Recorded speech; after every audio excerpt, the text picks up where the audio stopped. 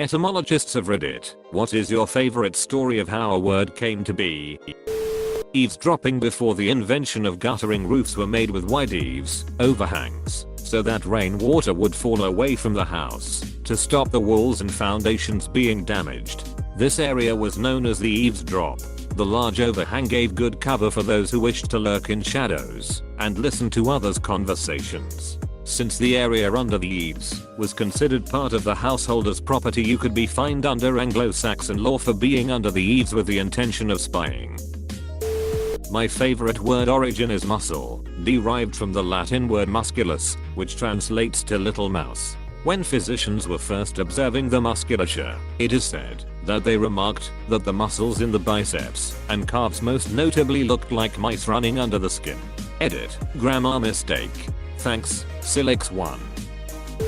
Tuxedo comes from the Lenape, an American Indian language word for crooked river. I like this because on the surface, it seems to make no sense. It turns out that tuxedo as the name for a dinner jacket comes from Tuxedo Park, New York, where they became popular in the late 1800s. A lot of words filtered down from the age of sail. The word scuttlebutt, for instance, was a casker, but kept nearer opening a scuttle to the lower decks. Sailors could grab a drink of water from it, and with natural gossip around it. It's identical to our use of the word water cooler talk to refer to gossip. By and large as well, came from sailing ships. You could either be sailing by the wind, or just by with a wind for the beam, or midpoint of the ship's length, or sailing large with a wind abuff the beam. So by and large means in all situations. The Yucatan Peninsula is so named because in one of the local languages, Yucatan means something along the lines of I can't understand you. I just imagine conquistadors landing, finding natives, and asking them, what is this land called? I can't understand you. Yucatan, that is. Edit. Full disclosure, conclusive etymology has not been established for the name. From what I've read, this theory seems to be quite plausible, but other plausible theories exist. Apologies for not adding this earlier. The word pumpernickel. It's a dark rye bread. 1756. Pumpernickel. From German Westphalian dialect Pumpernickel 1663. Originally an abusive nickname for a stupid person. From pumpern to break wind plus nickel goblin. Lout, rascal. From proper name Niklaus C. Nicholas. An earlier German name for it was Krankbrot, literally sick bread. There is legend that the term was coined by Napoleon when he received a pumpernickel and replied that it's only good enough to feed it to his horse Nickel by saying bon pornickel. Sinister comes from the Latin word also sinister, meaning left, because left-handed people were blamed for being cowards, evil, demons, whatever, your typical scapegoat. Even in Italian sinistra still means left. Not sure about other Romance languages though. Dort, meaning density. It's less of a word actually used in conversation, and more of an etymological novelty, but I love it. When Webster's dictionary was copied by hand decades ago, one transcriber received a definition DOD, density. He misinterpreted the abbreviation as a complete word, and copied OD, density. Quarantine comes from the Venetian quarantina, meaning 40. During the Black Death, ships were ordered to spend 40 days outside of Venetian ports. If the crew members didn't develop plague after 40 days, they entered Venice. If not, they likely were all dead. The Venetians likely would have just scuttled the vessels found to be infected. No etymologist here, but I love words. The word sardonic comes from a sardonia mushroom. It was fabled that, if you ate it, you laugh until you die, bringing sardonic humor to a whole other level. Flammable, derived from inflammable, meaning able to become inflamed. Makers of safety warnings for on the sides of trucks, canisters etc. were afraid the public would think inflammable meant not flammable, thus undercutting the intention of the warning label, leading to the change. So, flammable and inflammable mean the same thing. Not a specific word, but rather a whole group of words. Consider that we call many animals by a different name than the food from them. Cow, beef, pig, pork, chicken, poultry, deer, venison. This can be traced back to the Norman conquest of England in the 11th century, when the French came and took the crown. When the dust settled, England had French nobility ruling over peasantry with Germanic origins. As a result, The languages used were a mishmash of French and Germanic. What does this have to do with food? The peasantry raised the animals, so the names of the animals have Germanic origins. Cow from cow, pig from pigbird, deer from deer or tear. Although they raised the animals, it was the nobility who ate the majority of them, so the words for the food come from French. Pork from pork, beef from boeuf, venison from venison. Obviously this doesn't hold true for all foods, especially those from the New World, which was many centuries after the Norman conquest. And modern language has begun to eliminate some of the usages such as calling the meat chicken instead of poultry. The Norman conquest of England, this gives us word pairs like hearty and cordial as well. Of course, cordial is from the French so, hearty and cordial share from the heart connotation. Notice, however, that cordial is more formal a cordial bow, while hearty is more colloquial a hearty slap on the back. The subtle difference reflects the fact that cordial was used by Norman aristocrats, while hearty was used by Saxon peasants. Tragedy basically means goat song, from the old Greek words for goat tragus and song oid, which we also get the word ode from. Goat song. This presidential election cycle is a complete goat song. A current favorite of mine is dog. We don't know where this word comes from. It isn't from the Germanic languages or even Indo-European. You've got Saxons using hunt, Normans saying cheen, priests writing canasan. Everybody starts saying dog. Now for an actual story of how a word came to be. The English word slave comes from the word Slav. Slavs were commonly taken and sold as slaves throughout Europe and the Mediterranean world during late antiquity/Middle Ages.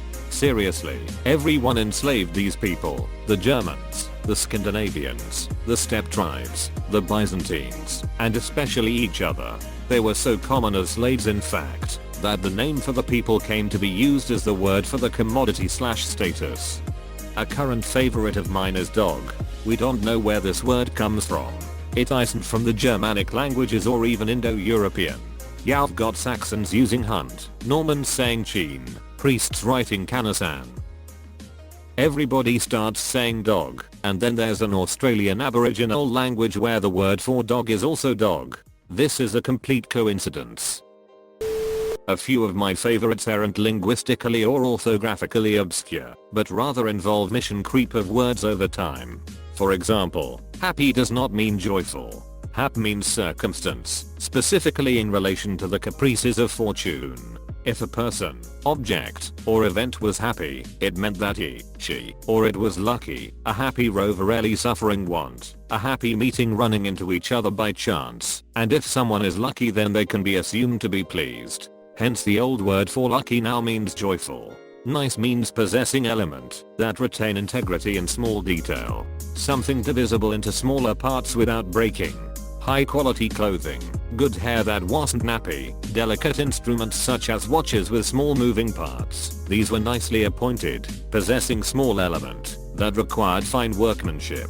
Naturally, rich people were described to have nicely arranged centerpieces, lots of individual flowers and feathers, nice hair combed and tied instead of matted, and nicely tailored clothing, lace, buckles, embroidery. You can figure out what happened from there. Switching directions. Another of my favorite etymological side roads is the omnipresence of Cornish dialect in the cultural zeitgeist, namely, pirate talk. When you hear, "I, me hearties," you be a scurvy lot indeed.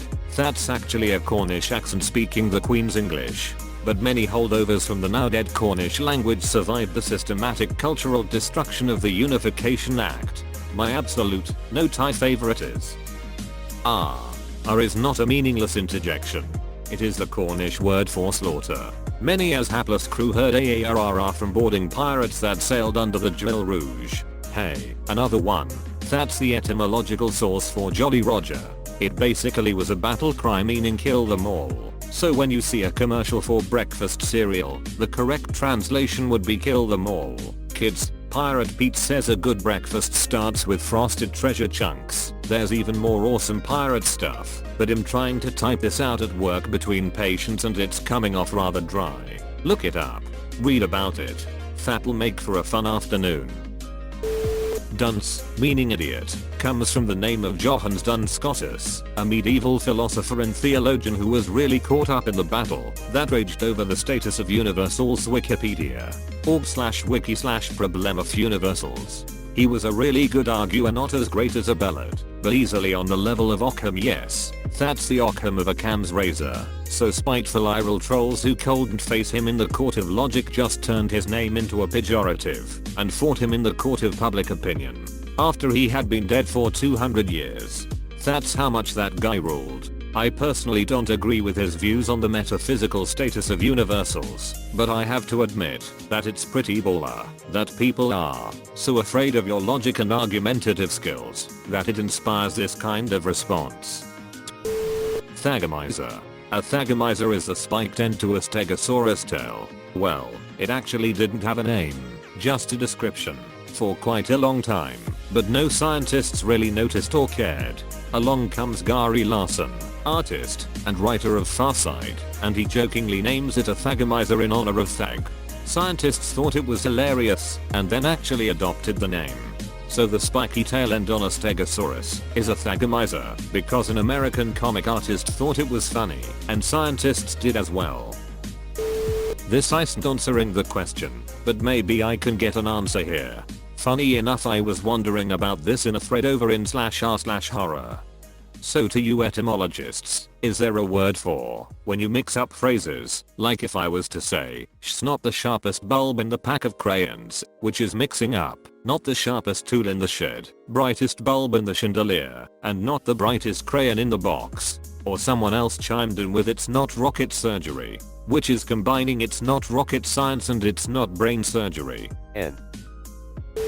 Not an etymologist, and this word is Filipino. Here, we say appear/appy when we want a high five. Apparently, we misheard the Americans saying appear for appear. Lol, this next one hasn't been confirmed. I've had suspicions about it. Killed means someone who is hyper or being annoying.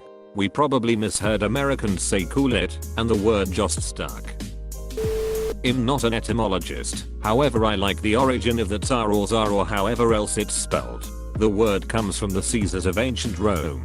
It's a contraction, if you prefer. It makes sense if you think about how the Caesars were the emperors of ancient Rome for generations, and how that would link to the word tsar/czar.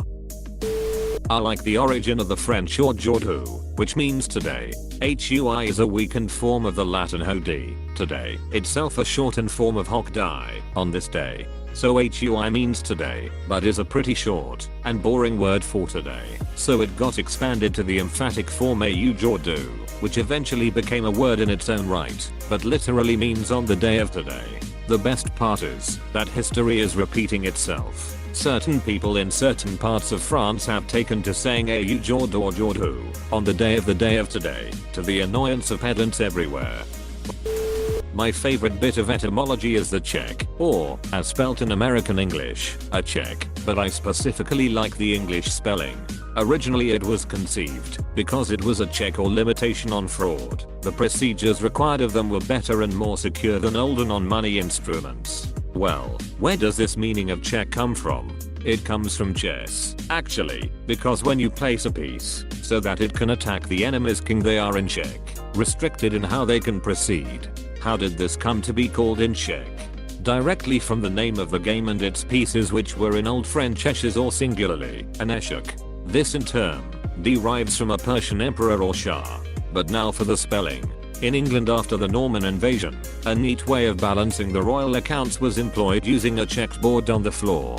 Because it was checked like a chessboard, it was called the échiquier by the French-speaking court of the time, a word which later came to be spelled exchequer, an office we in Britain still have to this day. Because of this well-known financial word, when checks came along as financial objects, they were, in Britain, spelled as checks by analogy.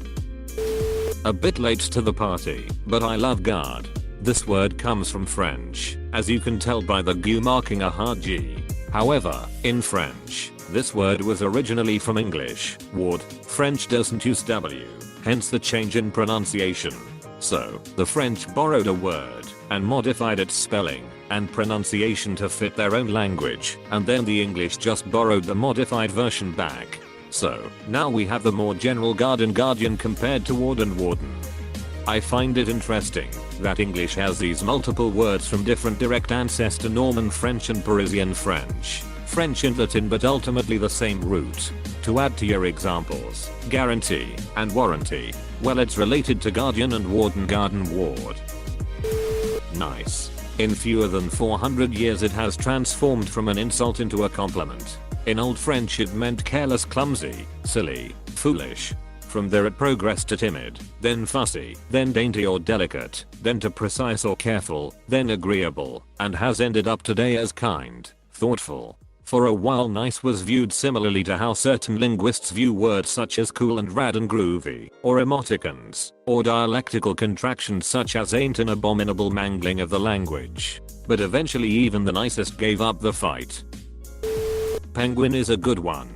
It comes from penguin, which is Welsh or Breton for whitehead. But penguins don't have whiteheads, you say. That's right, most of them don't. But they do look something like the extinct great auk, which did have a distinctive white patch on its head. The word penguin initially meant a great auk, and when Europeans first encountered the birds we now call penguins, they called them that as well.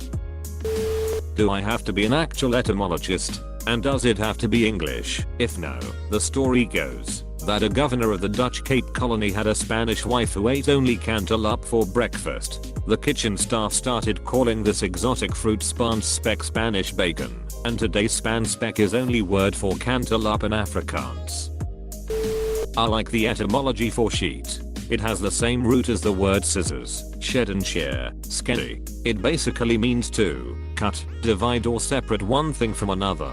So sheeting is separating feces from the body. And what is even more interesting is that science has the same root as well, because you use science to separate one thing from another, or distinguish things from each other to gain knowledge. So shit and science are distant cousins. Every time you sheet, there's a tiny bit of science in there.